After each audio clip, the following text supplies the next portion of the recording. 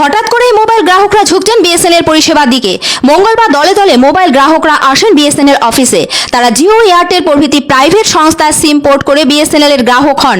আসলে হঠাৎ করে জিও এবং এয়ারটেল কোম্পানি তাদের রিচার্জের রেট 25 থেকে 30% বৃদ্ধি করেছে, আর এতেই বিপাকে পড়েছেন বহু মানুষ। অন্যদিকে বহুদিন ধরেই কম টাকায় বিএসএনএল পরিষেবা দিয়ে চলেছে, ফলে গ্রাহকরা আবার বিএসএনএল এর সিম নিতে আগ্রহী হয়ে উঠেছে। বিএসএনএল এ একাধিক জনপ্রিয় চ্যারিট রয়েছে। 209 টাকা দিয়ে রিচার্জ করে 90 দিন ভ্যালিডিটি পাচ্ছেন বিএসএনএল গ্রাহকরা। সঙ্গে মিলছে 6 জিবি ডাটা। 197 টাকা দিয়ে রিচার্জ করলে মিলছে 70 দিনের ভ্যালিডিটি। সঙ্গে প্রতিদিন 2 জিবি ডাটা পাওয়া যাচ্ছে প্রথম 15 দিনের জন্য।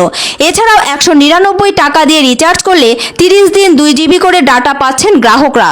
সঙ্গে পাওয়া যাচ্ছে আনলিমিটেড কলের সুবিধা। এছাড়াও 1198 টাকা দিয়ে মিলছে সারা বছরের ভ্যালিডিটি। এত সস্তায় মোবাইল ফোন ব্যবহারের সুবিধা দিচ্ছে না আর কোনো সংস্থা। তার উপর আবার বিএসএনএল এ 5G পরিষেবাও শুরু হয়েছে। হঠাৎ করে জিও ও এয়ারটেলের মোবাইল রিচার্জের টাকা এতটা বৃদ্ধি পাওয়ায় খুবই অসন্তুষ্ট গ্রাহকদের একাংশ। আগে যেখানে 239 টাকা জিও রিচার্জ করলে 28 দিন ভ্যালিডিটি পাওয়া যেত, এখন সেটাই বেড়ে হচ্ছে 299 টাকা। অন্যদিকে এয়ারটেল 299 টাকা প্যাকেজে 28 দিন ভ্যালিডিটি ও 1.5 জিবি করে ডাটা পাওয়া যেত, এখন সেই প্যাকেজের জন্য খরচ করতে হচ্ছে 349 টাকা।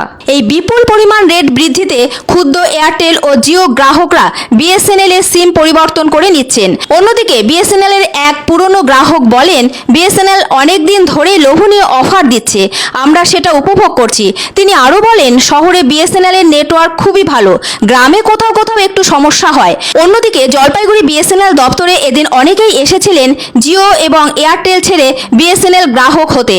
তারা আশাবাদী বিএসএনএল কর্তৃপক্ষ হঠাৎ রেট বৃদ্ধি করবে না, সঙ্গে তারা ভালো পরিষেবাও পাবেন। অ্যাকচুয়ালি জিও মানুষ ব্যবহার করতো। জিও প্রথম মানুষকে প্রলোভন দেখিয়েছে যে তোমরা ডাটা ইউজ করো, মোবাইলটা ইউজ করো 4G 5G করে। তারপরে দেখা যাচ্ছে বেসিক্যালি 2 বছর 3 বছর পরে তারা রিচার্জ প্ল্যান পাল্টে দিচ্ছে, যেটা কিনা অনেক আমাদের কাছে না হলেও অনেকের কাছেরই এটা মানে সাধ্যের বাইরে হয়ে যাচ্ছে। সবসময় প্ল্যান এর সাথে থাকতে হবে এরকম না, যেখানে আমরা সুযোগ সুবিধাটা বেশি পাবো সেখানেই যাব।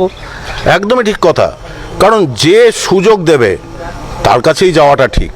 কি বলবেন দাদা? হ্যাঁ, একদম ঠিক তাই। আমিও আপনার এই বিএসএনএল প্ল্যান শুনতে এসেছি। আমিও 2টা সিম ইউজ করি। তার মধ্যে আমার এয়ারটেল যে সিমটা, সেই সিমটা আমার বাড়িতে খুব একটা নেটওয়ার্কও ভালো কাজ করে না, ঠিকঠাক কাজ করে না। তো আমি এটা তার জন্যই এসেছি যে খোঁজখবর নিতে, প্ল্যানিং নিচ্ছি আমিও বিএসএনএলে পোর্ট করবো। যেরকম খুব অল্প কিছুর মধ্যে যদি আপনি শুধু ভ্যালিডিটিটা আপনি চাচ্ছেন যে আমার কথা বলার তো দরকার নেই, আমি শুধু ভ্যালিডিটিটা করব, তাহলে আপনি 107 করুন। 107-এ আপনি 35 দিন সিম ভ্যালিডিটি পাবেন, 200 মিনিট ফ্রি পাচ্ছেন এবং 3 জিবি নেট পাচ্ছেন 35 দিনে। এরকম অনেক কিছু আছে।